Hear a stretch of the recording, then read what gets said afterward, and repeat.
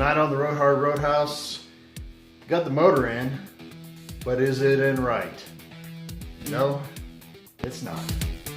So we're gonna have to take care of that and get it fixed. Easy fix.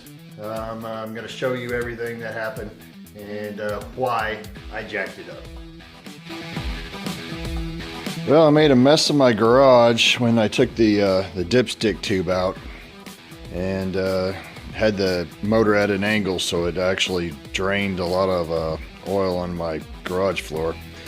Wasn't the brightest moment, but here's another bright moment that I took. And the reason why I'm showing you this, is because there's a lot of people that are doing this stuff that are not professionals, like I am not, and we need to learn from each other. So if you look at this K-Wiz adapter plate down here, I put them on backwards. So look how much space there is back here between the firewall and the motor.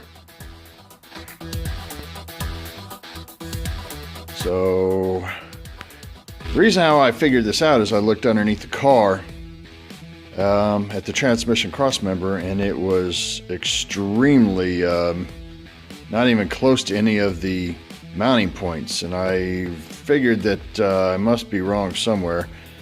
And this morning I figured this out by going online and looking at some of his posts and his pictures.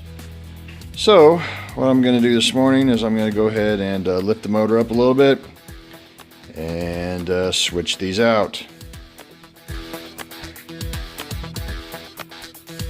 Took me about a grand total of about 10 minutes to switch both of these out to the correct location. This is the driver's side of the motor. So the arrow here, or I guess where it points here, it's got a little ledge here, points towards the front. This will help you. This will also move my motor back into the engine compartment where it needed to be. So hopefully that transmission crossmember might fit, so I don't have to have it fabricated, because I have to take my car back over to my fabricator.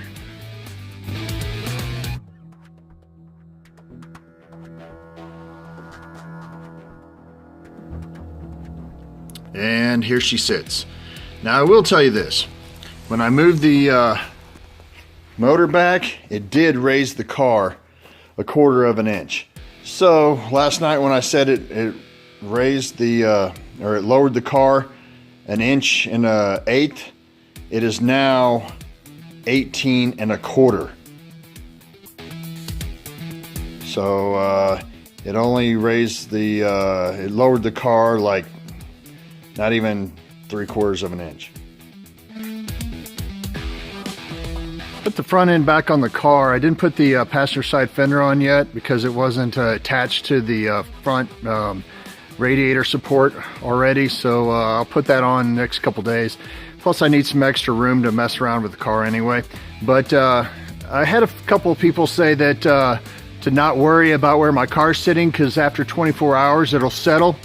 Well, yes, it sure did. Even with brand new springs on it, the car settled another inch. So actually 1 1/4 inches. So when I put the front end of the car on yesterday, it did not even move a budge 1 inch. Well, now the front of the end of the car is sitting at 17 inches from the same place that I measured it yesterday. So it has gone down another 1.25 inches.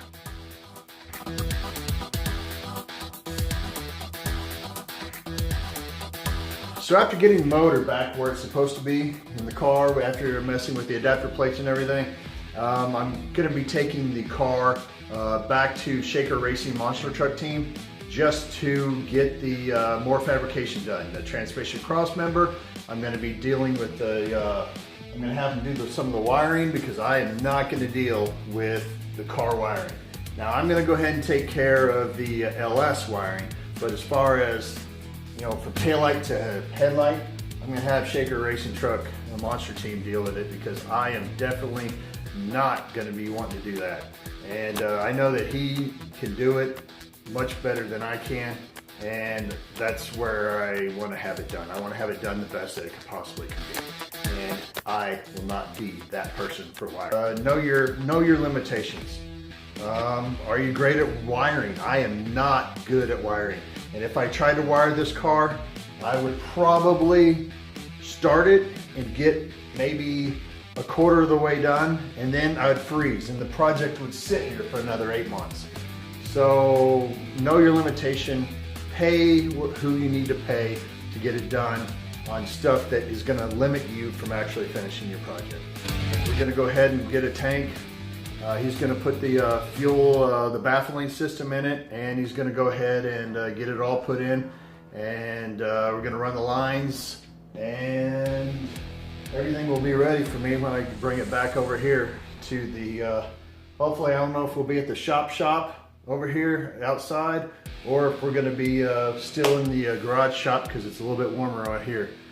But once again, thank you all for watching. Thank you for subscribing, and thank you for the comments and the likes. And as always, if you're going to ride her hard, don't put her up wet. Go Shaker Racing Monster Truck Team.